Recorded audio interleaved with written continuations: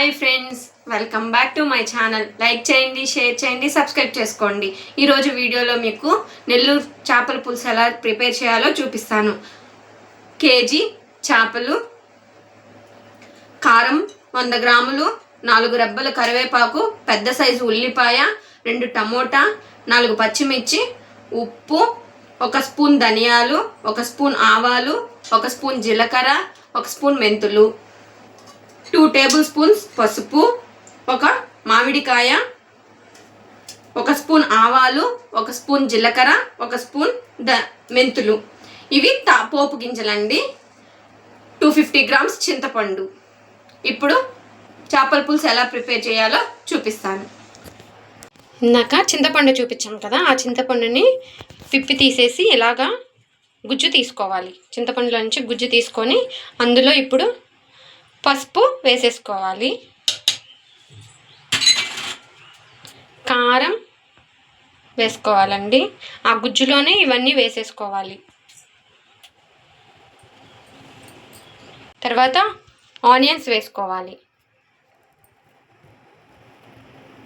Onions కూడా చింతపండు గుజ్జులోనే వేసుకోవాలి.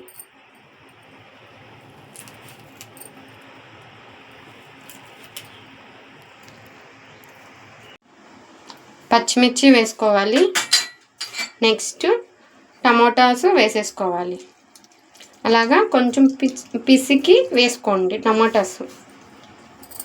అంటే ఆ గుజ్జు అనేది చింతపండు గుజ్జులోకి వెళ్తుంది, అప్పుడు టేస్టీగా ఉంటుందన్నమాట.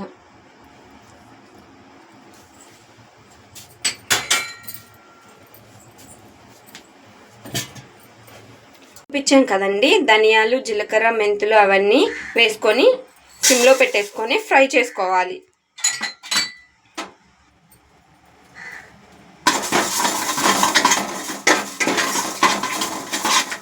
ఇలాగా ఫ్రై చేసేసుకోవాలి.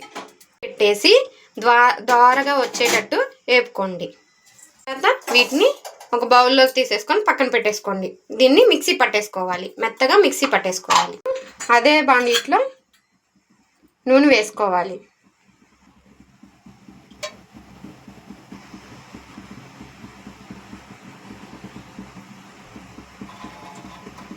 $50 గ్రామ్స్ వరకు ఆయిల్ అనేది వేసేసుకోవాలండి.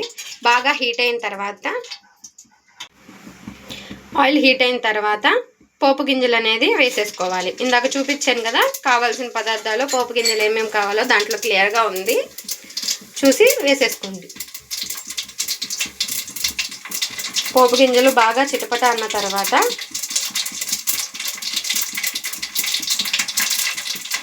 వేసుకోవాలి.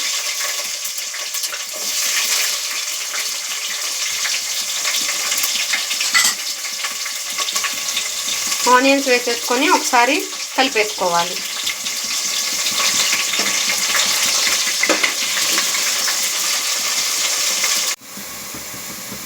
ఆనియన్స్ బాగా బ్రౌన్ కలర్లో వచ్చిన తర్వాత కరివేపాకు వేసేసుకోవాలి. కరివేపాకు బాగా చిటపట అన్నిచ్చి మనం ఇందాక చింతపండు గుజ్జులో కారం అన్నీ వేసి పెట్టుకున్నాం కదా, అది కూడా ఇందులో ట్రాన్స్ఫర్ చేసేసుకోవాలి, ఇందులో పోసేసుకోవాలి. పోసేసుకున్న తర్వాత ఒకసారి గంటితో కలిపెట్టుకోవాలి.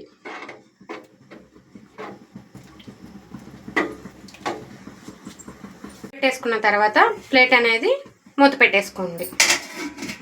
బాగా పులుసు అనేది తెల్లనివ్వండి. తెల్లిన తర్వాత అందులో ఫిష్ ముక్కలు అనేది వేసేసుకోండి. ఒకసారి వాష్ చేసుకొని వేసుకోండి. ఒక్కొక్కటిగా అలాగా పులుసులోకి అనేది వేసేసుకోండి. అలాగా చేప ముక్కలన్నీ అందులో వేసేసిన తర్వాత ఇప్పుడు వంకాయలు వేసుకోవాలి. ఇది ఆప్షనల్ అండి, మాకైతే వంకాయలు అంటే చాలా ఇష్టం చేపల పులుసులో, అందుకని మేము వంకాయలు వేసుకుంటున్నాం. అది మీ ఇష్టం, మీరు వేసుకోవాలనుకుంటే వేసుకోండి, లేకపోతే లేదు.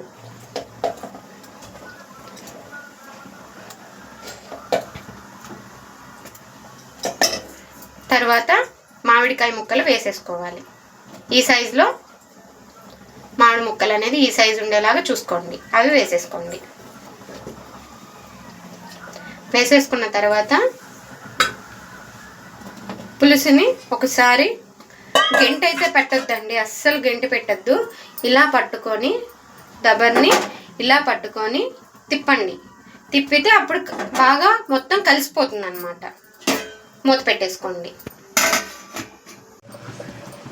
ఇప్పుడు ఒకసారి మధ్య మధ్యలో ఇలాగా మూత తీసేసి, గెంటితో అయితే అస్సలు కలబెట్టుకోకండి, ఫిష్ అనేది ఇరిగిపోతాయి ముక్కలు. అందుకని ఇలాగా కలుపుకొని మధ్య మధ్యలో ఇలా చూసుకోండి, ముక్క ఉడికేదాకా చూసుకోండి.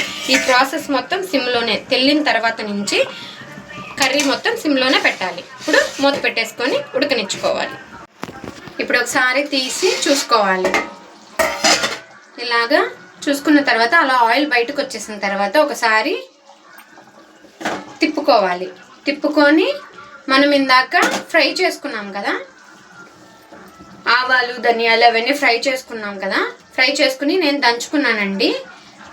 మీకు దంచుకుంటే దంచుకోండి, లేదంటే మిక్సీ పట్టుకోవాలనుకుంటే మిక్సీ పట్టుకోండి. ఇలాగ గ్రైండ్ చేసేసుకున్న తర్వాత దాంట్లో వేసేసుకోవాలి. పొడి మొత్తం ఇలాగ చల్లుకోవాలి.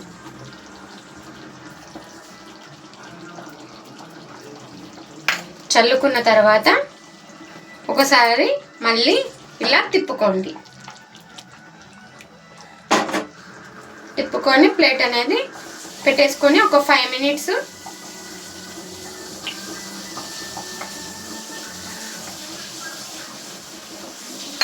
ప్లేట్ పెట్టేసుకోండి. ఒక 5 మినిట్స్ బాగా ఉడికిన తర్వాత ఒక 5 మినిట్స్ ఇలాగా ఉడికిచ్చేసుకొని స్టవ్ ఆఫ్ చేసేసుకోండి. ఈ వీడియో మీకు నచ్చితే లైక్ చేయండి, షేర్ చేయండి, సబ్స్క్రైబ్ చేసుకోండి. Bye friends. ఇప్పుడు చేపల పులుసు టేస్ట్ ఎలా ఉందో చూద్దాం.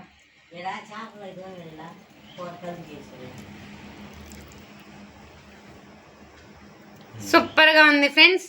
ఈ రెసిపీ ఇలాగే ట్రై చేయండి, చాలా టేస్టీ అండ్ ఎమ్మీగా వస్తుంది. Bye friends.